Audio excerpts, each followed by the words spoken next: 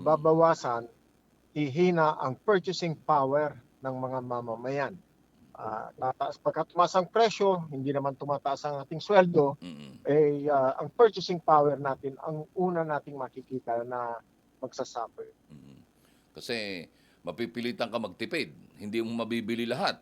Dahil meron ka ibang paglalaanan. Tataas ang kuryente. Yan yung mga bagay na pinaghahanda.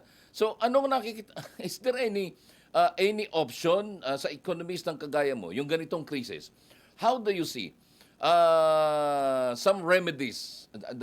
Meron ka bang nakikitang light at the end of the tunnel na tinatawag sa ganitong sitwasyon?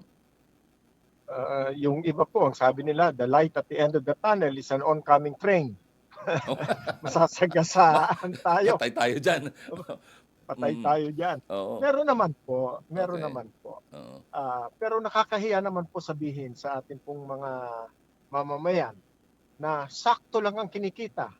Walang ipon na sasabihin natin na magtipid. Sakto lang ang kinikita para po makabili ng kanilang mga pangangailangan sa pang-araw-araw.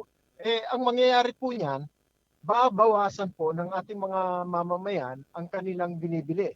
Pangunahin na po dyan ang pagkain. So, kung dati, ang ulam natin ay 2, mababawasan, 1 na lang. O kaya po, hati-hatian na yan. Yan po ang magiging kalakaran sa loob ng bahay natin. Kung sakto lamang po ang kinikita natin. So, Yung bang nakakahiya po sabihin. Yes, sir. Higpitan nyo ang sinturon ninyo kasi yung sinturon ng ating mga karamihang mamamayan, ubos na ang butas na sinahigpitan na po. So, magiging mabigat po ito sa ating pong mga mamamayan.